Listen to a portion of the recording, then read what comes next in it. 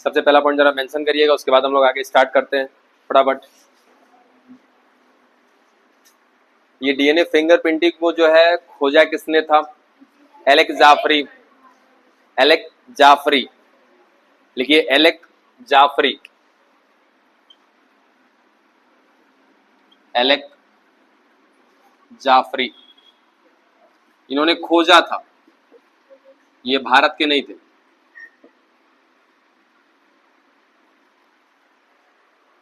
ठीक है, एलेक जाफरी। जबकि भारत में इसको लॉन्च करने वाले या भारत में लाने वाले कौन थे? डॉक्टर वीके कश्यप और दूसरे डॉक्टर लालजी सिंह। ये दो ऐसे डॉक्टर थे जिन्होंने कहीं ना कहीं इस डीएनए फिंगरप्रिंटिंग को हमारे इंडिया में लॉन्च किया या इंडिया में लेकर आए। यानी कि इंडिया में लॉन्च करने वाले या इंडिया के लिए कहो कि खोज करने वाले कौन है, तो दो डॉक्टर है, डॉक्टर वीके कश्यप और डॉक्टर लालजी सिंह। जबकि इस डीएनए फिंगरप्रिंटिंग को खोजा किसने था? तो एलेक जाफरी ने। अभी कितने लोग के दिमाग में ये चल रहा है कि ये फिंगरप्रिंटिंग है? यहाँ पे देखो वर्ड में क्या आ रहा है? डीएनए फिंगरप्रिंटिंग, यानी कि डीएनए की जांच की जाएगी आपके इस फिंगरप्रिंट की। तो फिंगरप्रिंटिंग अलग होता है, उसको कहते हैं नॉर्मली हम फिंगरप्रिंट कहते हैं या फिंगरप्रिंटिंग कहते हैं। जबकि ये क्या है? डीएनए फिंगरप्रिंटिंग, यानी कि यहां पर डीएनए से डीएनए को मिलाया जाएगा। ठीक है, हो गया ये? नहीं लिखे थे तो बात सुन रहे थे, कोई बात नहीं, बहुत अच्छे हो आप लोग, सिर्फ बात सुन रहे थे, असर तो पड़ा है कम से कम कुछ। जल्दी फटाफट। एलेक जाफरी और हमारे दो जो भारत के डॉक्टर थे, डॉक्टर वीके कश्यप और डॉक्टर लालजी सिंह।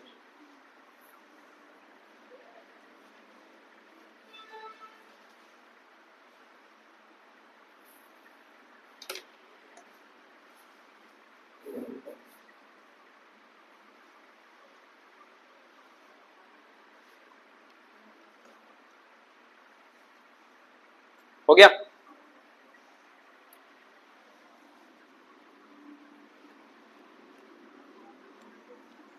अब इत्मीनान से सुनिएगा ध्यान से, ठीक है? आपको कुछ दिन पहले ही मैंने बता चुका हूं ये बात, आपका डीएनए और हमारा डीएनए या फिर जितने भी हम सभी इंसान हैं, आपस में यदि डीएनए मिलाया जाए तो कितना प्रतिशत मैच कर जाएगा? 99.9% डेटा क्या हो जाएगा? मैच कर जाएगा। यानी कि 99.9% जो डीएनए होता है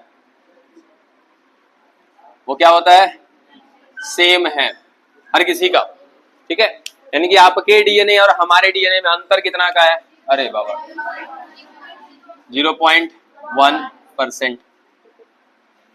जो ये डीएनए होगा ये कहीं ना कहीं क्या होता है? डिफरेंट होता है।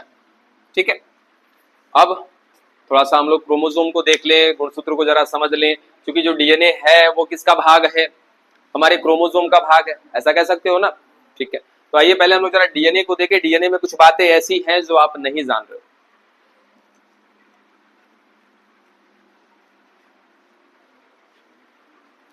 देखिए,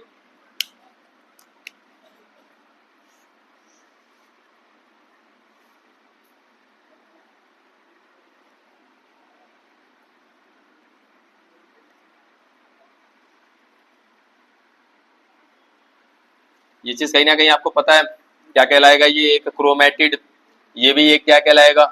क्रोमेटिड। ये क्या होगा? बीच में इनका गुणसूत्र बिंदु, और गुणसूत्र बिंदु किससे बनता है? फटाफट कोई जवाब दो कि गुणसूत्र बिंदु पर क्या होता है?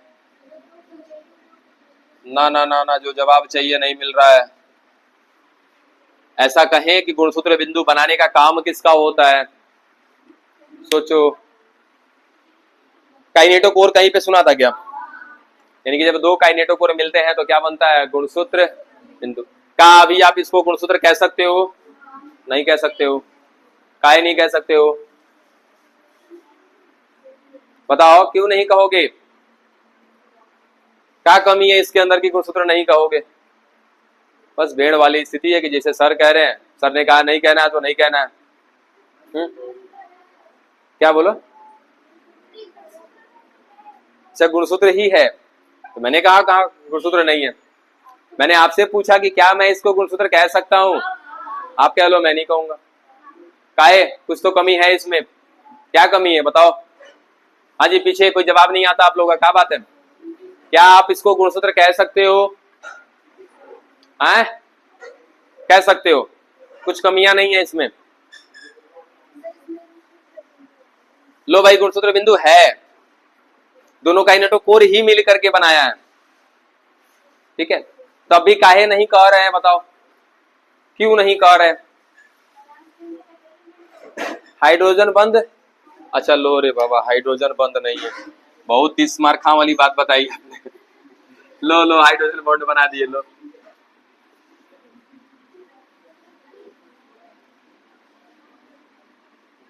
अभी मैं ना कह रहा है गुणसूत्र है,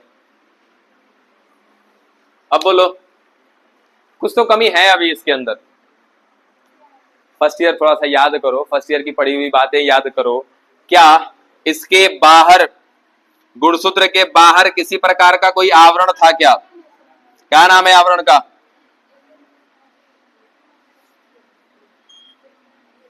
एक झिल्ली होती है,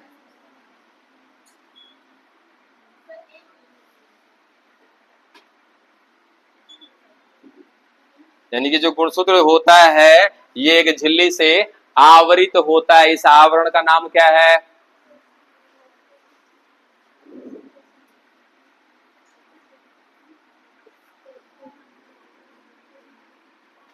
आया था ये शब्द, कभी पढ़ाए थे, कैसे भूल जाते हो हैं? तनिक बेदाम उदाम खाया करो, है ना, शायद कुछ सही रहेगा। खाने से सही नहीं होता है। चलो देखो आगे, तो कहीं ना कहीं अब हम कह सकते हैं क्या कि ये प्रॉपर क्या है हमारे लिए, एक गुणसूत्र है, ठीक है। अब इसमें ना थोड़ा सा अलग,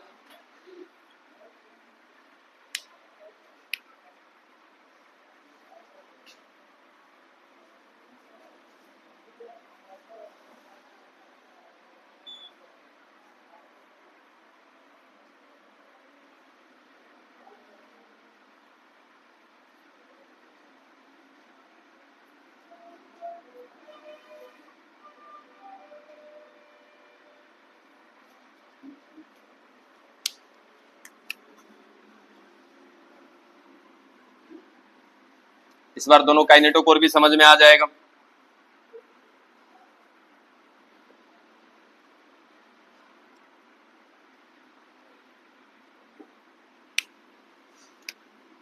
ये रहा एक अर्ध गुणसूत्र का काइनेटोकोर, और ये दूसरा काइनेटोकोर, और ये दोनों काइनेटोकोर जिस बिंदु पर जुड़ रहे होते हैं उसी बिंदु को क्या कहते हैं? गुणसूत्र बिंदु। यानी कि बाहर से देखने पर ये दोनों के दोनों कहीं ना कहीं एक बिंदु पर जुड़े हुए प्रतीत होंगे, और वही जुड़ा हुआ बिंदु इनका क्या कहलाएगा? गुणसूत्र बिंदु। जैसे ये प्रतीत हो रहा है कि एक जगह पे ये जुड़ा हुआ है, तो ये बिंदु क्या कहलाएगा? गुणसूत्र बिंदु। जबकि एक्चुअल में क्या है कि ये एक अर्ध गुणसूत्र है, ये भी एक अर्ध गुणसूत्र है, इसका जो मध्य बिंदु होगा वो क्या कहलाएगा? काइनेटोकोर। इसका भी मध्य बिंदु क्या कहलाएगा? काइनेटोकोर। यही काइनेटोकोर आपस में चिपका हुआ मालूम होता है, जिसको कहते हैं हम लोग क्या? गुणसूत्र बिंदु कहते हैं।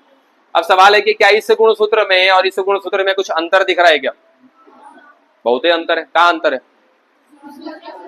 ऊपर उभार सा दिख रहा है कुछ, ठीक है। इस उभार युक्त संरचना को कहते हैं अनुसंगी भाग,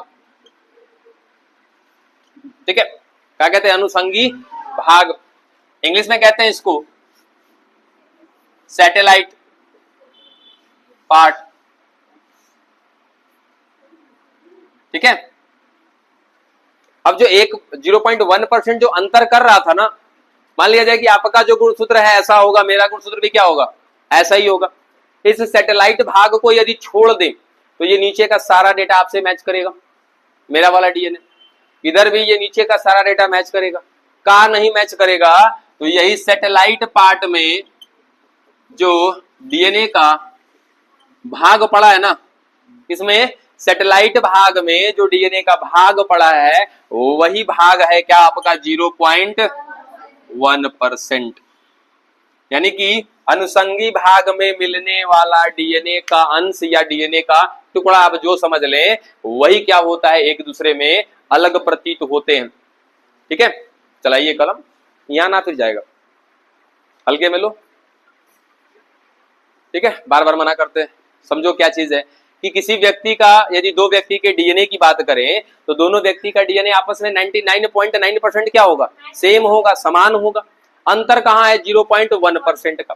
वो 0.1% जो अंतर आ रहा है वो डीएनए का जो हिस्सा है वो किसमें स्थित है, अनुषंगी भाग में। और अनुषंगी भाग में पाया जाने वाला जो डीएनए का भाग है उसको कहते हैं अनुषंगी डीएनए। अनुषंगी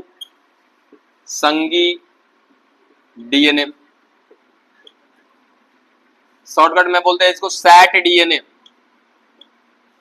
सैट डीएनए क्या है या सैटेलाइट डीएनए क्या है, तो वो डीएनए का भाग जो कौन से भाग में मिल रहा है, अनुषंगी भाग में मिल रहा है या सैटेलाइट भाग में मिल रहा है, डीएनए के उस भाग को क्या नाम दिया जाता है, सैट डीएनए या अनुषंगी डीएनए। यही वो भाग है डीएनए का जो दो व्यक्तियों में आपस में क्या दिखाता है, अंतर दिखाता है, अलग प्रतीत कराता है। ठीक है, क्लियर हुआ यहां तक। चलो अब आगे क्या करने वाले, डीएनए का फिंगरप्रिंटिंग देखने वाले हैं। अब ये जो डीएनए यहां पर अवेलेबल है, क्या नाम दिया इसको, अनुषंगी डीएनए। इसका एक और नाम दे सकते हो, पुनरावृत्ति डीएनए।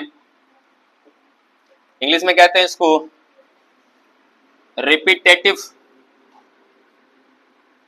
डीएनए। नाम से कुछ पकड़ में आ रहा है क्या, ये बार बार क्या होगा, रिपीट होगा। अच्छा, डीएनए में कहा बार बार रिपीट हो सकता है, डीएनए में कहा होता है जो अपने आप को रिपीट कर सकता है।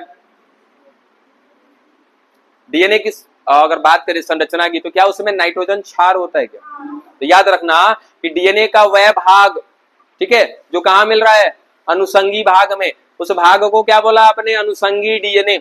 और अनुषंगी डीएनए में पाया जाने वाला जो नाइट्रोजन क्षार होगा वो अपने आप को बार बार रिपीट करेगा, बार बार दोहराएगा।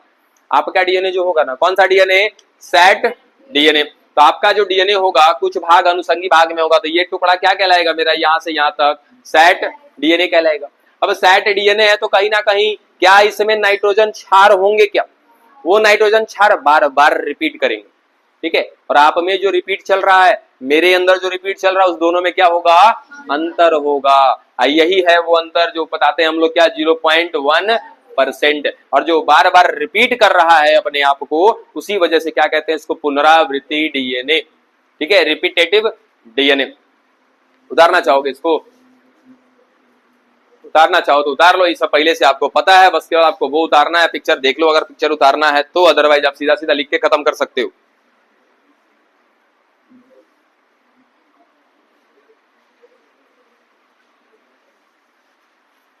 थोड़ा सा फटाफट चलेंगे, काफी लंबा टॉपिक है ये, फंस जाएंगे फिर हम लोग।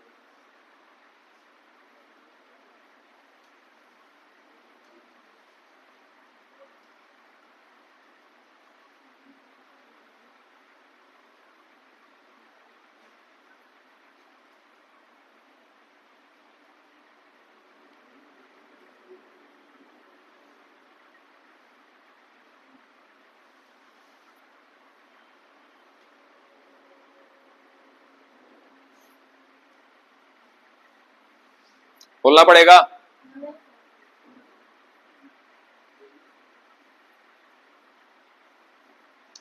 पीछे बच्चा तो लोगों को समझ में आ रहा है, अरे बोलो, खाली बस आ जाते हो मुड़ी गिनवाने। चालू तो है, ग्रीन लाइट ना चल रहा है, चालू है, चालू।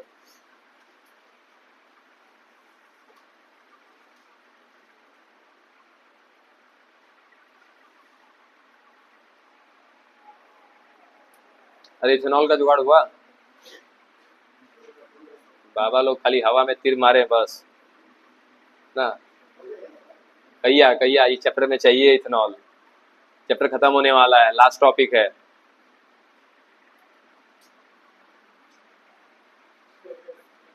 लीटर पे लीटर हमको दिलवा रहे थे, तो लीटर ना चाहिए, खाली उनसे कहो कि नहीं छोड़ो, उससे मतलब नहीं है, मैं कोई टिप्पा टिप्पणी नहीं कर रहा हूँ कि लीटर ना चाहिए, खाली 100 ml का व्यवस्था कराइए बस।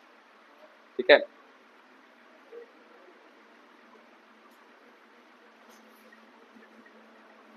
किसी तरीके से व्यवस्था हो जाए तो काम बन जाए अपना।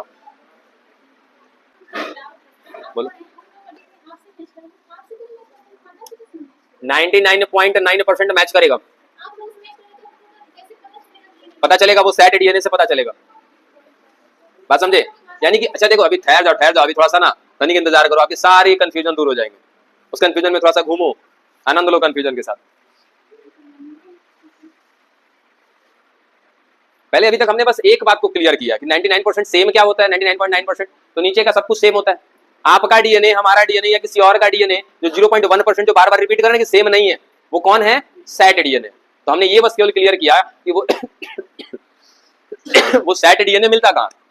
तो वो सैटेलाइट के भाग में मिलता है। अब एक सवाल ये भी आता है कि सर ये सैटेलाइट बना कैसे, ये अनुसंगी भाग बना कैसे, उभार आया कैसे? ठीक है, तो उतना ज्यादा डिटेल में नहीं जाएंगे, बस थोड़ा सा बताते हैं। हो गया आप लोग का? ठीक है, थोड़ा सा आपको बस बता रहे हैं कि ऐसा आखिर उभार बना कैसे है ये। तो ये सब कुछ कहानी किसके अंदर की है? कोशिका के अंदर। कोशिका में भी कहा? केंद्रक के अंदर है। चलो, तो मान लिया जाए कि फिलहाल ये क्या, हम कोशिका नहीं, डायरेक्टली क्या बना रखा है हम? केंद्रक। ठीक है, तो ये केंद्रक है और केंद्रक में ये लो गुणसूत्र हो गया। ठीक है, अब इस केंद्रक के अंदर एक छोटा सा भाग होता है जिसका नाम है केंद्रिका। क्या नाम? केंद्रिका। अभी केंद्रिका क्या होगी ना, ये चली आएगी इस गुणसूत्र के बीच में, और क्या इस पर ऐसे आवरण लगा हुआ है क्या, बीच में आके इसको दबाना चालू करेगी। अब सोचो कि ये और अंदर धसेगी तो क्या ये झिल्ली अंदर की तरफ नहीं धसेगी? ऐसे। ठीक है, तो उभार लाने का काम किसका है? केंद्रिका। ठीक है, हालांकि इसमें कुछ एंजाइम भी सहयोग करते हैं, उतना डिटेल आपको पढ़ना नहीं। तो सीधा सीधा बस केवल इतना याद रखिएगा, जानना है कि उभार आया कैसे, तो ये उभार लाने की जिम्मेदारी किसकी है? केंद्रिका की। बस यहां तक क्लियर हुआ? आगे बढ़ते हैं।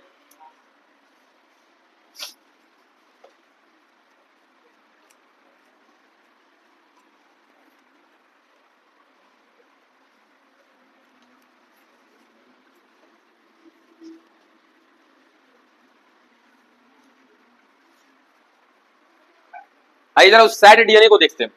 ठीक है, ऐसा क्या है, इसमें जो ये टुकड़ा मिल रहा था, इसी को हमने क्या बोला है? Set DNA. अब ना इसको थोड़ा सा बाहर लाके यदि हम देखें कुछ ऐसे, ये रहा डीएनए। ठीक है, अब देखो एजी एजी सी सी ए जी जी ए सी एजी एजी। क्या आपको कुछ रिपीट होता हुआ दिखाई दे रहा है क्या? ठीक है, ये भाग रिपीट हो रहा है, फिर रिपीट हो रहा है, फिर रिपीट हो रहा है। बात समझ में आई? बीच वाले पे दिमाग ना लगाना। ठीक है, कि बीच में कहा है कहा नहीं उसको छोड़ दो, लेकिन कुछ देखो इसमें रिपीट हो रहा है। यानी कि डीएनए का, कौन सा डीएनए की बात कर रहे हैं हम लोग? सेट डीएनए की।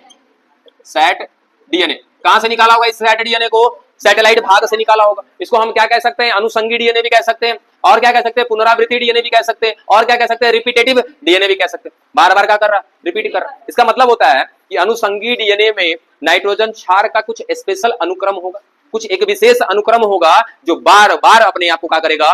दोहराएगा, रिपीट करेगा। ठीक है, और ये जो दोहराने का क्रम है ना, ये हर व्यक्ति का क्या होता है? अलग अलग होता है। अगर मैंने कहा कि चलो ये मेरा डीएनए है, लो यहां लिख दिया भाई। ठीक है, लो ये मेरा डीएनए, तो मेरे डीएनए में जो रिपीटेटिव अनुक्रम मिल रहा है वो किसका मिल रहा है? एजी एजी। ठीक है, अब एजी एजी के बाद और भी डिटेल्स देखी जाती है कि ये एजी एजी जो है कितने के बाद रिपीट हो रहा है। ठीक है, और कितना का अनुक्रम है? 4 नाइट्रोजन क्षार का अनुक्रम। ठीक है, अब इसमें से किसी एक और व्यक्ति का ले लो, सपोज कोई राहुल नाम का कोई व्यक्ति है, हमने इसका भी क्या किया है? सेट डीएनए निकाल लिया। ठीक है, अब सेट डीएनए निकाला, इसमें भी देखो। अब मैं फिर से अगर एजी एजी रिपीट करूं तो ये मत सोचिएगा कि एजी एजी ही रिपीट होगा, कुछ और भी अनुक्रम रिपीट हो सकता है। जैसे सी सी ए जी ए सी ए जी सी ए जी ए सी ए, क्या यहाँ भी रिपीट हो रहा है क्या? देखो तो जरा, ये सी ए, ठीक है, या ए सॉरी ये सी ए, ये रिपीट हुआ, फिर यहाँ पे सी ए, फिर सी ए, रिपीट हो रहा है क्या? ठीक है, तो कभी भी दो व्यक्ति का सैटेलाइट डीएनए, पुनरावृत्ति डीएनए आपस में कभी भी मैच नहीं करेगा, और यदि मैच करेगा तो किससे मैच करेगा? माता पिता से, उसके रिलेटिव से मैच करेगा। यही अनुमान लगाया जाता है कि ये इस खानदान का होगा या फिर इस घर से होगा। ये बात समझ में आई? बाकी जो 99.9% डेटा है वो हर किसी से मैच होगा। अब कुछ कुछ जा रहा है दिमाग में? ठीक है, बोला ना कि सारी बातें क्लियर हो जाएंगी, जैसे जैसे आगे बढ़ेंगे वो धीरे धीरे क्लियर होता जाएगा। तो रिपीटेटिव डीएनए क्या हुआ भाई, तो वही सेट डीएनए है जिसमें नाइट्रोजन क्षार का अनुक्रम क्या होगा, बार बार रिपीट होगा। इस बार यहाँ पे कितने नाइट्रोजन क्षार का था, 4, यहाँ पे कितना है 3, हो सकता है कि 8 का भी रिपीट हो रहा होगा, 10 का रिपीट हो रहा होगा, 1 का सॉरी 1 का नहीं होगा, 2 का, 3 का, 4 का, 5 का, कुछ ही का भी कहीं ना कहीं क्या होगा, रिपीट हो रहा होगा। अब ये मत दिमाग में लाना कि सर नीचे वाला का ना लिखे, नीचे वाला का पूरा खुद से आप लिख सकते हो, है ना, जो होगा नीचे इसके अपोजिट में आ जाएगा वो आप समझ लीजिएगा। हमें क्या समझाना था कि सेट डीएनए जो है उसको रिपीटेटिव डीएनए क्यों बोला, क्योंकि इसी तरीके से वो बार बार अपने आप को रिपीट करता है। क्लियर है, आगे बढ़ते हैं। और सेट डीएनए कभी दूसरे का मैच नहीं करेगा सिवाय रिलेटिव्स के। यदि आपका उनसे रिलेशन है तो जाहिर सी बात है कि क्या हुआ होगा, पिता का डीएनए है तो आपके अंदर गया है, तो पिता का सेट डीएनए और आपका सेट डीएनए एक्जैक्टली क्या होगा, सेम होगा। ठीक है, माता से भी क्या होगा, exactly same to same match कर जाएगा। ठीक है, अब ना देखो हुआ क्या, इन सबको करने से पहले एक जरा छोटा सा चलिए हम लोग मिस्ट्री सॉल्व कर लें। अब सुनना, एक मिस्ट्री सॉल्व करने जा रहे हैं। क्या हुआ है ना, एक मर्डर हुआ है ना, लगभग सीआईडी सब देखते हो या देखे होगे, नहीं देखते हो तो ठीक है, हाँ देख चलो बस बस बस अपनी क्वालिटी ना बताओ। चलो कहीं पे मर्डर हो रखा है और यहाँ पे ना क्या मिली है, लाश। ठीक है, अब जाहिर सी बात है कौन पहुंचा होगा, प्रद्युमन, है ना, एसीपी प्रद्युमन पहुंचे होंगे। अब उनका एक ही डायलॉग, कुछ तो गड़बड़ है। ठीक है, होता ही ऐसा ही। ठीक है, अब दया साहब भी हैं चेक करने वाले, अभिजीत भी हैं, सब लोग होंगे। चेक किया तो क्या बताया कि ऐसा है ना सर कि जो लाश है इस लाश के हाथ में बाल मिला है। अब जाहिर सी बात है कि भाई लाश है, उसके साथ कहीं ना कहीं मारपीट हुआ होगा, उस क्रम में उसने कातिल का बाल नोच लिया होगा। ठीक है, अब कातिल का बाल नोचा तो वो कहीं ना कहीं ये जो बाल है ये बाल किसका है, लाश का।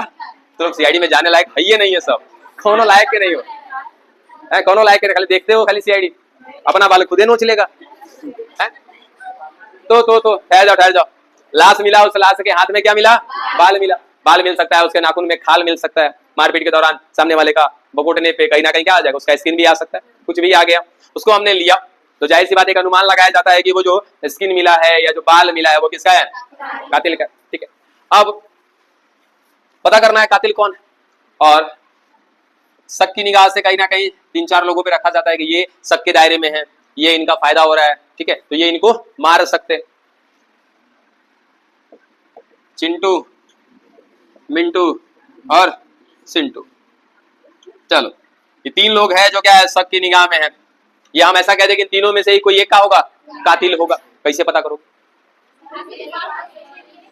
कातिल के बाल में, ठीक है, क्या मिलेगा, डीएनए। अब देखो बाल जो होता है ना, वो बाल कुछ ऐसा, बस बाल को हम बड़े लेवल पे यदि हम बनाए, ये बहुत बड़े लेवल पे बाल को बना दिया। ठीक है, तो बाल कभी अपना निकाल के देखना, नीचे सफेद सफेद सफेद, तो ये ऊपर क्या है, मृत कोशिका है, और नीचे ही का है, जीवित कोशिका है। तो जीवित कोशिका है तो का जीवित कोशिका में केंद्रक होगा। ठीक है, उस केंद्रक में क्या होगा, डीएनए होगा। ठीक है, गुणसूत्र होगा, गुणसूत्र में क्या होगा, डीएनए होगा। यानी कि सीधा सीधा हम ऐसा कह सकते हैं कि यहाँ से क्या निकाला जाएगा, डीएनए निकाला जाएगा। ठीक है, और उस डीएनए को निकाल करके इन तीनों से मैच करा देंगे, जिससे मैच कर गया कातिल वही है। ठीक है, चलिए अब तो सबसे पहला सवाल है कि सर डीएनए कैसे निकालेंगे। तो पहले हम लोग डीएनए को निकालना सीखते हैं, उसके बाद कातिल का पता करेंगे। और प्रयास में है बच्चा इथेनॉल मिलने का, अगर इथेनॉल मिल गया तो आपको डीएनए निकालना जरूर सिखा देंगे। ठीक है, अरे पिछली बार था इथेनॉल, वो खराब हो गया, काम नहीं कर रहा था, इसके वजह से तो सेकंड ईयर में पिछली बार नहीं दिखा पाए थे। हाँ, उसके पिछले बार में दिखाए थे, उस समय था इथेनॉल बढ़िया, बीच में इथेनॉल खत्म हो गया, फिर इस बार प्रयास में है कि अगर इथेनॉल मिल जाए तो आपको डीएनए निकालना जरूर सिखा देंगे। ठीक है, आगे चलें। अब इलाज याद रखिएगा, कौन कौन है, चिंटू, मिंटू, सिंटू, यही कातिल के शक की निगाह में है। अब हमको क्या करना है भाई, डीएनए को निकालना है पहले।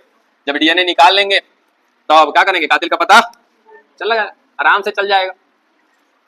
तो सबसे पहले हमको क्या करना है, डीएनए को क्या करना है, पृथक करना है। पृथक माने अलग करना है।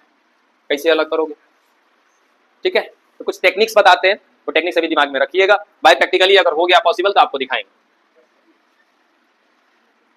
आपके पास डिटर्जेंट है, ठीक है, वो विम बार लिक्विड जो होता है ना, वो उसमें क्या मिलता है, एंजाइम। ठीक है, कई बार आप लोग को बताए हुए, बर्तन में आपने मस्त एकदम मछली उछली बना के रखा है, बर्तन में क्या लगा हुआ है, पूरा तेल वगैरह, थोड़ा मछली छोड़ो ना, एक बर्तन लेना, अब बर्तन में क्या करना कि पूरा घी लपेट देना, और उसको पानी से धो के अगर दो मैं तो दिखा देना, नहीं छूटेगा कभी। अब विम बार डाल दिए तो घी लगाया था, घी का है, तेल है ना, तेल है, वसा है, लिपिड है, जो आप समझ लो। अब जैसे ही आपने विम बार लगाया, विम बार लगाते ही वो छूट गया, इसका मतलब लिपिड को पचाने वाला कौन है उसमें, कौन सा एंजाइम, लाइपेज। बात पल्ले पड़ रही है। यानी कि जो आप डिशवॉशर यूज करते हो, जो कपड़ा धोने का सामान यूज करते हो या बर्तन धोने का सामान यूज करते हो, डिटर्जेंट यूज करते हो, अच्छा सुनो ना, तेलो लगा के सो जाते हो, तो तेलो लगा के सो जाते हो तो क्या होता है, बयान मिला है हिम्मत की पानी से छुड़ा दोगे, सिर में लगा हुआ तेल नहीं छूटता है, मजे का 1-2 घंटा मेहनत करना पड़ता है शैम्पू वैम्पू लगा के, ठीक है। तब पूरा बढ़िया से साफ हो गया। कैसे साफ हुआ, उस शैम्पू के अंदर भी क्या है, एंजाइम पड़ा हुआ है, ठीक है। तो हम किसका एंजाइम इस्तेमाल करने वाले, एंजाइम का। बहुत इजी तरीका है, घर पे आप स्वयं निकाल पाओगे डीएनए, ठीक है। अब सिंपली क्या करना है, किसी का डीएनए निकाल सकते हैं। डीएनए निकालने के लिए क्या चाहिए, कोशिका चाहिए, ठीक है। और हम अपनी कोशिका को तो देख नहीं पाएंगे, अपनी कोशिका पे तो संभव नहीं है। अपनी कोशिका पे काम करने के लिए हमारे पास लैबोरेटरी बहुत बढ़िया होना चाहिए, माइक्रोस्कोप अच्छे लेवल का होना चाहिए, तब जाके कर पाएंगे। कोई बात नहीं, हम अपनी कोशिका का डीएनए नहीं निकाल सकते, ठीक है। लेकिन कहीं और का डीएनए निकालेंगे तो प्रोसेस तो सेम होगा ना, ठीक है। आप उस किसी और का डीएनए देख लो या फिर कहीं और का डीएनए देख लो, बात क्या होगा, बराबर होगा। तो हम क्या करेंगे, सपोज थोड़ा सा इजी है, सेब ले लो या केला ले लो, क्या है, कोशिका मिलेगी ना उसमें, ठीक है। सेब या केला, चलो मान लो सेब ले लिया, ठीक है। अब सेब को क्या करो, बढ़िया से मस्त एकदम छीलनी से लेके छिल दो, अंदर वाला गुदा मिल जाएगा, ओकरा बढ़िया से कद्दूकस कर लो। कद्दूकस माने थूर लो उसको बढ़िया से, ठीक है। थूरने के बाद क्या बन जाएगा, सेब का पेस्ट बन जाएगा का, ठीक है। चलो अब इसको क्या करना है, पेस्ट को पानी में थोड़ा सा मिक्स कर लो, यानी कि इस पेस्ट को और पानी को क्या कर लिया आपने, मिक्स कर लिया। लो एक जार में ले लिया इसे, इसके अंदर पानी और सेब दोनों क्या कर दिया, मिक्स कर दिया, ठीक है ना। ये पेस्ट और पानी किसका है, सेब का है। चलो ठीक है, अब इसमें क्या डालना है आपको, तो अगला स्टेप, यहाँ स्टेप देखते हैं क्या क्या इस्तेमाल कर रहे हैं। तो आपने लेना है क्या, विम बार, विम बार का लिक्विड ले लो, थोड़ा सा आसानी रहेगा क्योंकि ये आसानी से भूल जाता है, ठीक है। विम बार का लिक्विड ले लिया। अब प्लस इसके साथ क्या मिक्स करना है, कोनो बोलेगा नहीं कुछ, एकदम एकदम पिन ड्रॉप साइलेंट रहना, कोनो बोलेगा नहीं, पिन ड्रॉप साइलेंस रहना। इसका मतलब क्या होता है, चुप रहना आप थे।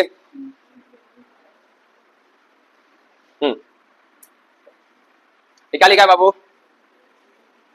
NaCl का, इसको पढ़ोगे। अरे वाह, क्या सोडियम क्लोराइड का प्रयोग करते हो आप, किस रूप में करते हो, करते हो, चलिए रो खड़ा हो जा, जल्दी जल्दी जल्दी जल्दी जल्दी। सोडियम क्लोराइड का प्रयोग किए हो कभी, शायद किए होंगे, है ना। लाज शर्म नहीं आती ऐसा कहने में, सर क्या करे, है नहीं है लाज शर्म, बेच के खा चुके हैं। अरे बुढ़वा कैसे कैसे काम चलेगा, हैं, भेड़ बकरी वाली हाल हो जाएगी आगे चल के। तनिक ध्यान दिया करो अपने आप पे, थोड़ा सा पढ़ लिया करो, नहीं तो जाके माँ पिताजी के सामने एक बार कह दो कि पढ़ने का एकदम इच्छा ना है, बैठो, चल भाई तू बता, तुम नहीं, तुम नहीं, तुम नहीं, हाँ आगे, हाँ बिल्कुल, हाँ बताओ। NaCl का प्रयोग किए हो कभी, क्षार में, एक से एक धुरंधर है। चलिए आप, आपके पीछे, बिल्कुल, हाँ। अरे NaCl का प्रयोग किए, कहा तू लोग पढ़ोगी, खाली नाम कर रही हो। कैसा हूँ बस पार घाट लाग जाए, बीए इंटर कर ले, ओकरा बाद कैसा हूँ ISC कर रही है सब ना, देखना यहाँ से सब जाके BA लेगा, सब आर्ट्स लेने वाला, 10-12 को छोड़ के, 10-12 को छोड़ के आर्ट्स लेगा सब। बैठो, कहाँ प्रयोग करते हैं जी,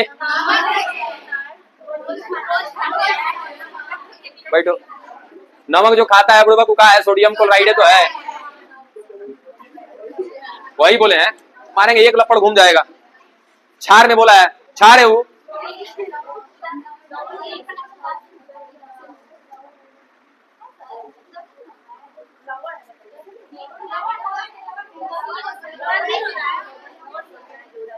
चलिए आप लोग केमिस्ट्री हमसे ज्यादा जानते हैं। अरे मैं तो कह रहा हूं ना, आपकी बातें मान ली ना आप लोग की, yes okay of course done. चलो तो हमें क्या करना है, विम बार लिया हमने, ठीक है, लिक्विड, और क्या लिया, NaCl, ठीक है। इसका भी एक घोल बना लेंगे, घोल बनाने के क्रम में इसमें भी क्या इस्तेमाल करेंगे, पानी। चलो एक घोल हमने यहां बना लिया और एक घोल यहां बना के रखा है। अब इस घोल में क्या है, इस सेब की कोशिका है और क्या है, पानी। तो कुल मिला जुला कर कौन है, इसमें सेब की कोशिका है, ठीक है। अब इस पेस्ट को या फिर इस जार को हमने ले रखा है यहाँ पे। अब पेस्ट ना सेव सहित ना डाल देंगे, कुछ कुछ काज करने के बाद इसको छान लेंगे, ठीक है। यहाँ पे पेस्ट था, अब इसको छन्नी लगा के छान लिए, ठीक है। यहाँ पर क्या होगा, केवल और केवल लिक्विड मिलेगा, ठीक है। क्लियर? या एक काम करो, ऐसा ना करो, थोड़ा सा यहीं पे काम कर देते हैं हम लोग का स्टेप कुछ कम हो जाएगा, ठीक है। यहाँ जो पेस्ट हमारा तैयार है इसमें कौन है, सेब का, कोशिका है और क्या है, पानी है। यहाँ जो घोल बनाया है ना, इस घोल को लाओ आईसी में ला करके डाल दो, ठीक है। अब इसमें क्या चीज हो गया जरा याद करो तो, सेब की कोशिका है, ठीक है, और पानी है, और बिम्बार है माने का है, एंजाइम है, सीधा सीधा एंजाइम है, और सोडियम क्लोराइड, ताकि अच्छे से काम हो जाए। तो मुख्य रूप से हमारे पास ये चीज है, ठीक है। अब एंजाइम में सारा एंजाइम होगा, एक वो चीज नहीं होगा, डीएनएज, ठीक है, क्योंकि बिम्बार में डीएनएज नहीं होता है भाई। आपके शरीर के बाहर डीएनए की मात्रा है नहीं, आप डीएनए घर पे पकाते नहीं हो, तो डीएनए को पचाने के लिए एंजाइम उसमें क्यों डाला जाएगा, बात समझ में आई? तो उसमें डीएनएज नहीं है। अब हमने ला के इसमें घोल डाल दिया, इसमें सेव की का है, कोशिका है, उस कोशिका में का डीएनए होगा, ठीक है। डीएनए के अलावा कार्बोहाइड्रेट होगा, लिपिड होगा, प्रोटीन होगा, आयरन होगा, सब कुछ होगा, ठीक है। आपने क्या डाल दिया, एंजाइम, सब कुछ पचा के खत्म कर दिया जाएगा, केवल एक एंजाइम की अनुपस्थिति है, किसकी, डीएनएज की। तो इसमें पेस्ट में क्या बच जाएगा, ठीक है, यानी कि इस पेस्ट में अब क्या बच गया, दिख रहा होगा डीएनए, नहीं दिखेगा, इतना आसान नहीं है। अब इस पेस्ट को हमने क्या किया, बढ़िया से छान उनके निकाल लिया, यानी कि इसमें छान उनके निकाल लिए, इसमें केवल केवल का होगा, डीएनए होगा। अब हमको ना इसको बाहर निकालना है, किसको, डीएनए को, ठीक है। बाहर निकालेंगे तब इसके साथ आगे क्या करेंगे वो देखेंगे हम लोग। फिलहाल अब इसको बाहर निकालना है, कैसे बाहर निकालेंगे, क्योंकि जो डीएनए है इसमें चारों तरफ घूम रहा होगा, ठीक है ना, डीएनए चारों तरफ इसमें घूम रहा होगा, छोटा छोटा है, सब दिखेगा नहीं। तो अब याद आएगा किसका, अब इथेनॉल का। कैसा इथेनॉल, चिल्ड, एकदम ठंडा, ठीक है। अब इसके अंदर डाल देंगे का चिल्ड इथेनॉल, और डालने के साथ साथ किसी शीशे की रॉड से, जैसे टेस्ट ट्यूब में काम करने के लिए यूज किया जाता है, उस शीशे की रॉड को लेकर के आईसी में घुमाएंगे धीरे धीरे धीरे धीरे धीरे धीरे, ठीक है। क्या हो जाएगा कि डीएनए, अब इथेनॉल जानते हो क्यों डाला, क्योंकि जितना भी इसमें छितर आया हुआ चारों तरफ डीएनए है ना, इथेनॉल डालते ही सब एक जगह पे आ जाएगा। कैसे हो जाएगा, चुंबक अगर एक जगह पे रख दो, एक मिट्टी में बहुत सारा आयरन का टुकड़ा है, तो सब का हो जाएगा, एक जगह पे जमा हो जाएगा। वैसे ही जैसे आप डालोगे का इसमें चिल्ड इथेनॉल, सारा डीएनए एक जगह पे इकट्ठा हो जाएगा और ऐसे दिखने लगेगा एक जगह पे। अब इसको यहां से बाहर, क्या आपने डीएनए निकाल लिया बाहर, अब आपको डीएनए दिखने लगेगा। क्या हमने डीएनए को पृथक कर लिया का, ठीक है। तो ये था डीएनए को पृथक करने का तरीका, ठीक है। लेकिन अभी हमको क्या लेना है, कई डीएनए निकाल लिया तो सब कुछ हो गया भैया, वो डीएनए में तो 99.9 भी है या 0.1 भी है, हमको किससे काम है, 0.1 को क्या करना होगा, अलग करना होगा। अलग करने के लिए एक अलग विधि है, इसको कुछ उतारना है, जिनको उतारना है फटाक से उतार लो बाबू, जिनको उतारना है उतार लीजिए, अदरवाइज नो प्रॉब्लम। यही तरीका हम लोग अपनाएंगे, इथेनॉल यदि हम लोग को मिल जाए तो है। अब इथेनॉल दिलवाने का काम ना उनका है, तो आपका प्रैक्टिकल उनकी वजह से रुका है। जब तक आपका प्रैक्टिकल नहीं आ जाता ना, नहीं हो जाता, तब तक उनको बस टिकते रहिए रोज आके। जितना प्रेशर बनाएंगे उतना जल्दी इथेनॉल व्यवस्था हो जाएगा, उतना जल्दी हम लोग आगे काम हो जाएगा।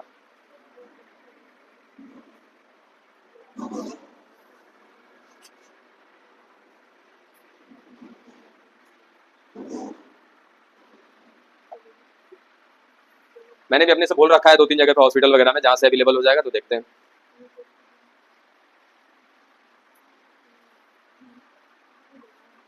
एक जन को सुबह सुबह फोन करके बोले भैया इथेनॉल चाहिए, डॉक्टर है, बोला भैया आप तो बेहोश करने वाला दवा ना आ रहा है। ठीक है सर, रखते हैं सर, बाय बाय। और बताओ इथेनॉल से बेहोश कर रहा है वो, बताओ क्या कहें हम, किससे होता है, वो डॉक्टर है कह रहा है कि बेहोश करने वाला दवा नहीं आ रहा है, क्योंकि सर वो एनेस्थेसिया होता है, ठीक है। एनेस्थेसिया उससे भी पहले कहीं ना कहीं क्लोरोफॉर्म आया करता था, अब क्लोरोफॉर्म पे बैन लगा दिया गया।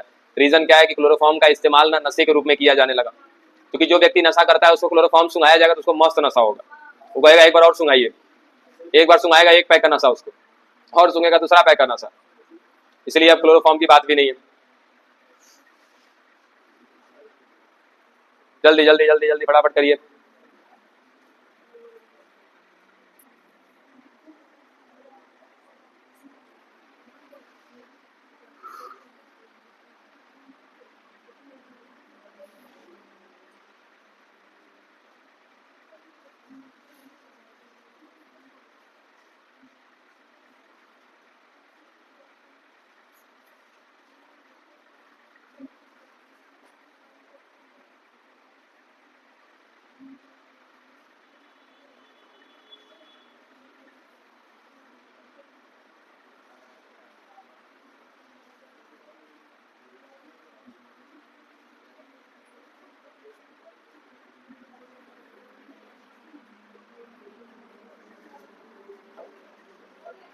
हो गया सभी का? चलिए अब हमारे पास क्या हमने निकाल लिया है, डीएनए। अब आगे बढ़ते हैं।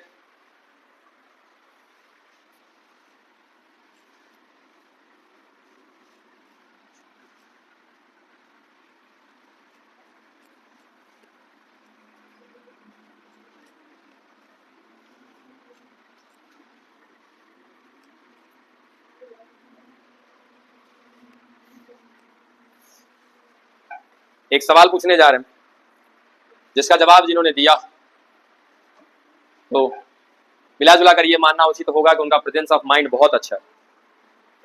तो सवाल का जवाब जिसने भी दे दिया, ठीक है, पूछे। तो कॉपी पलटने से कोई फायदा होगा नहीं क्योंकि ये टॉपिक है फर्स्ट ईयर का, ठीक है। तो कॉपी पलटने पे दिमाग मत लगाइएगा, इसको पलटिएगा, ठीक है। अगर अगर या एगार एगार, बस एक मिनट एक मिनट एक मिनट एक मिनट एक मिनट एक मिनट एक मिनट, तनिक ठहरो, सुनो सवाल का पूछने जा रहे हैं, ठीक है। ये एगार एगार जो है किसी से निकाला जाता है, किसी से प्राप्त किया जाता है, ठीक है। रह जाए आप, ठीक है। अब इसको जहां से पृथक किया जाता है, जहां से निकाला जाता है, उसका नाम क्या है?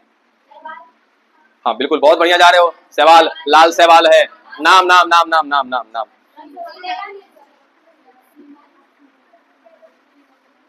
मैंने बोला जिसका दिमाग में आया आंसर, इसका मतलब मान सकते हैं कि भाई उनका प्रेजेंस ऑफ माइंड बहुत अच्छा है।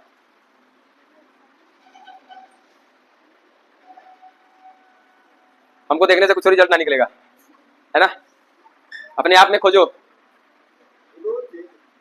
हाँ, इससे आगे चल के एग्रोजेल बनाते हैं, इसको गर्म पानी में डालते हैं तो एग्रोजेल बनता है, ठीक है।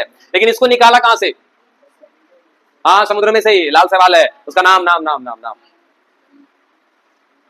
या तो ये मान ले कि किसी के पास प्रेजेंस ऑफ माइंड है ही नहीं। क्या हुआ साहब, तू लोग का हालचाल? 0/0 है सर हम लोग। अच्छा मैंने ना वो रिपोर्ट मांगा था आप लोग से, रिपोर्ट वाला दीजिए, नहीं रिपोर्ट को ले लीजिए, ठीक है। रिपोर्ट वाला चाहिए ना जी, धनराशि का लाभ नहीं हो रहा है आप लोग से।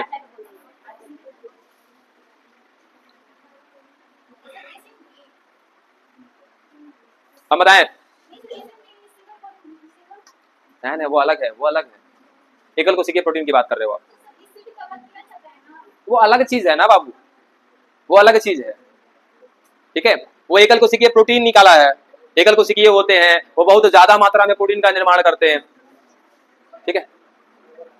बोलो, क्लोरोफिला,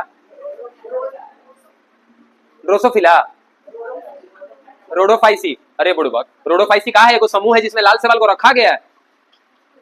धन्य हो प्रभु। ये आप संघ समूह का नाम क्यों बता रहे हो आप लोग? मैंने सीधा सीधा नाम पूछा है। क्या रोडोफाइसी में एक ही को रखा गया है? का बहुता को रखा गया है। उसमें से किससे ये एगार एगार प्राप्त किया जाता है?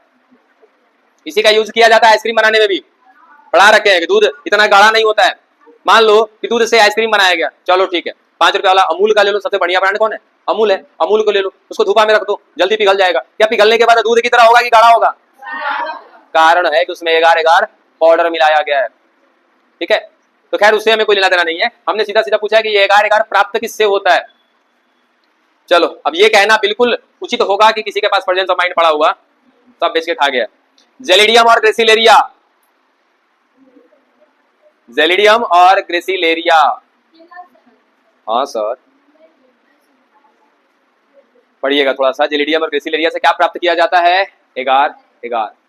ठीक है, चलिए अब आगे, इसको ज्यादा लंबा नहीं करिए, आराम से जाके फर्स्ट ईयर का टॉपिक उठाइएगा, देखिएगा थोड़ा सा जहां पे आपको पढ़ा रखे। ठीक है, आगे अब हम क्या करने वाले हैं, आगे देखिएगा। इस एगार एगार का यूज करने वाले, कहां करने वाले? देखिए क्या बात हो रही, इस एगार एगार जो है ना, इससे एक जेल बनाया जाता है जिसको कहते हैं एग्रोज जेल। अब अगला जो हमारा प्रोसेस है, पहला हमने क्या किया, डीएनए को पृथक कर लिया है। दूसरा जो प्रोसेस है कि भाई साहब जो डीएनए हमने पृथक किया ना, ये काफी लंबा है। ठीक है, हमको क्या करना है, इसमें से पुनरावृत्ति डीएनए को काट काट कर अलग करना है। ठीक है, अब इसके लिए इस्तेमाल करेंगे हम लोग एंडो न्यूक्लियेज एंजाइम का। अब एंडो न्यूक्लियेज आएगा, आपका एक चैप्टर आएगा बायोटेक, वहां पे पढ़ेंगे हम लोग किसके बारे में, एंडो न्यूक्लियेज एंजाइम्स के बारे में। एंडो न्यूक्लियेज एंजाइम बहुत तरह के होते हैं जो अलग अलग क्या करते हैं, अनुक्रम को काटने का काम करते हैं। ठीक है, अब हमारे पास क्या पड़ा है, डीएनए, जिसको आपने क्या किया है, पृथक किया है, निकाला है, उस पर क्या डाला जाएगा, एंडोन्यूक्लियेज एंजाइम डाला जाएगा, जिससे ये डीएनए छोटे छोटे छोटे छोटे टुकड़े में क्या हो जाएगा, कट जाएगा।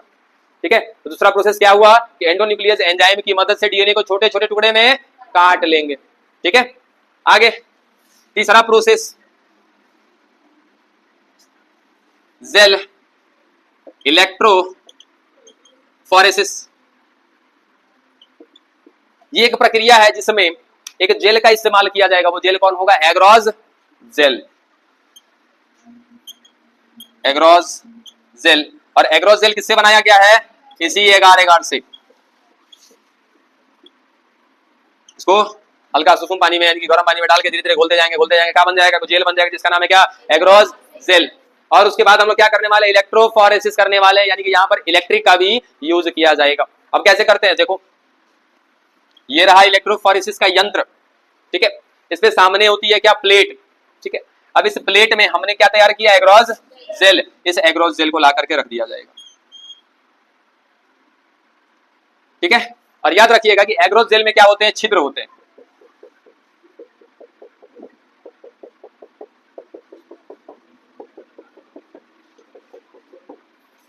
ठीक है, ये क्या है, छिद्र। अरे ठीक है जी, चलो आई कौन है, एग्रोज जेल।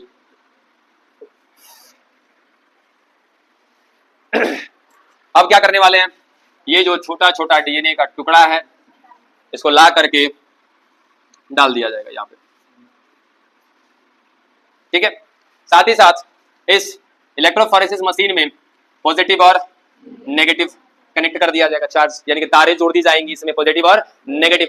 अब और एक कहानी बताओ, पीछे बॉयज बताएगा, एक को लड़की सब ना बताएगी, यानी आपने बताया तो फिर आपने अपने जेंडर का ध्यान नहीं दिया। ठीक है, चलो अब तुम लोग ये बताओ, जो डीएनए होता है वो डीएनए पर आवेश कैसा होता है, नेगेटिव या पॉजिटिव? आए, बहुत खूब। कैसे होता है बाबू, नेगेटिव? बहुत सही जवाब है, अरे वाह, बहुत खूब, यही उम्मीद थी। देखिए सही है ना एकदम। डीएनए पर जो चार्ज होता है वो कैसा होता है, ऋणात्मक चार्ज होता है, नेगेटिव चार्ज होता है, यानी कि ऋणात्मक आवेश होता है। और वो ऋणात्मक आवेश क्यों होता है, किसके वजह से होता है, तो याद रखिएगा कि डीएनए जो है कहीं ना कहीं किससे बना है, फॉस्फेट से। और तो फॉस्फेट H3PO4, ये कैसा होता है, माइनस में होता है, जिसकी वजह से डीएनए पर जो चार्ज होता है वो कैसा होता है, नेगेटिव चार्ज होता है। अब ये बताओ कि नेगेटिव चीज नेगेटिव की तरफ जाएगा कि पॉजिटिव की तरफ? नेगेटिव चीज किधर जाएगा, नेगेटिव की तरफ कि पॉजिटिव की तरफ? अरे हमेशा सुने हो, मैग्नेट पढ़े हो। हाँ, विपरीत ध्रुव अपने आप को क्या करते हैं, आकर्षित करते हैं, असमान ध्रुव विकर्षित करते हैं। ठीक है, तो यहां पर हमने ला के रख दिया डीएनए के टुकड़े को। कुछ टुकड़े ऐसे होंगे जो काफी बड़े होंगे क्योंकि एंडोन्यूक्लियस ने काटा है। अब एंडोन्यूक्लियस क्या करेगा, अनुक्रम को पहचानता है। अब मान लो कि यहाँ पर एक अनुक्रम मिल रहा होगा, सपोज एक छोटे से टुकड़े की बात कर रहे हैं, CCA। ठीक है, एंडोन्यूक्लियस ने काट दिया होगा। दूसरे पर अनुक्रम मिल रहा है CAGACA। लो, ये इतना लंबा अनुक्रम हो गया है। ठीक है, यानी कि डीएनए का खंड छोटा भी होगा और बड़ा भी होगा। उस छोटे और बड़े दोनों खंड को हमने लाके रख दिया किस पर, इलेक्ट्रोफोरेसिस मशीन पर। ठीक है, और वो भी कहां पे लाके रखा है, एग्रोज जेल में। एग्रोज जेल में क्या पड़े हुए, बहुत सारे छोटे छोटे छोटे छोटे छिद्र पड़े हुए। अब इस पे लाके जैसे हमने डीएनए के खंड को, डीएनए के टुकड़े को रखा, इधर से स्विच ऑन कर देंगे। ठीक है। अब ऑन करने से क्या होगा कि डीएनए पर कैसा चार्ज है, नेगेटिव। जैसे चार्ज यहाँ देंगे डीएनए किधर भागेगा, पॉजिटिव की तरफ। अब बताओ कि मान लो ये लो, देखो बड़ा भी दिखा दिया इसमें। अब जो बड़ा होगा वो ज्यादा आगे जाएगा कि छोटा वाला ज्यादा आगे जाएगा, ठीक है। कौन जाएगा आगे, छोटा वाला, क्योंकि उसको छिद्र से होके जाना है ना, दूसरा कोई माध्यम नहीं है, तो छिद्र से वही होके जाएगा जो उस छिद्र में जाने लायक होगा, ठीक है। छिद्र में जाने लायक कौन होगा, जो बड़ा होगा वो, कि जो छोटा होगा वो छोटा होगा वो। तो इस मशीन को चालू करने के बाद कुछ देर जब इलेक्ट्रोफोरेसिस हो जाएगा तो पता चला क्या कि जो सबसे छोटा होगा वो सबसे आगे पहुंचा होगा, और जो कुछ बड़ा होगा वो कहाँ होगा, पीछे होगा। क्या बात कुछ समझ में आई, ठीक है। अब आप इसको ना अपनी आंख से देख पाओगे, ठीक है। क्यों, क्योंकि अब ना ये एग्रोज जेल के साथ होगा, ठीक है। थोड़ा सा आकार में क्या होगा, बड़ा होगा, इसलिए अब इसको आप देख पाओगे आसानी से, ठीक है ना। चलो अब इसको क्या करेंगे, तो कितना चरण हो गया, 3। पृथक किया, एंडोन्यूक्लियस का इस्तेमाल किया, काट लिया, फिर जेल इलेक्ट्रोफोरेसिस कर लिया। तो जेल इलेक्ट्रोफोरेसिस में क्या हो जाएगा, डीएनए के खंड को हमने क्या कर लिया, अलग अलग कर लिया। अब काहे इसका इस्तेमाल किया, क्योंकि एंडोन्यूक्लियस एंजाइम का इस्तेमाल कहाँ करोगे, जरा सोचो तो, परख नली में करेंगे। कहाँ करेंगे, परख नली में। क्या लगता है कि डीएनए आपको दिखेगा, नहीं। हमने क्या किया है, डीएनए को बाहर निकाला है, फिर उसको डालेंगे कहाँ, एक ट्यूब में, पानी के साथ डाल दिया, इसमें ये रहा डीएनए, ठीक है। अब इसमें क्या डाल देंगे, इंडो न्यूक्लियस एंजाइम डाल दिया। अब इंडोन्यूक्लियस एंजाइम क्या करेगा, छोटे छोटे छोटे छोटे टुकड़े में तोड़ देगा, काट देगा। फिर अब इसको कहाँ लाके पलटी करेंगे, जेल इलेक्ट्रोफोरेसिस पर। तब जाकर जैसे ही हम इसको ऑन करेंगे सबसे छोटा टुकड़ा सबसे आगे होगा, बड़ा टुकड़ा पीछे ही रह जाएगा। अब इसको क्या किया जाएगा, यहाँ से काट काट के इसको सौंसे निकाल लिया जाएगा, ऐसे।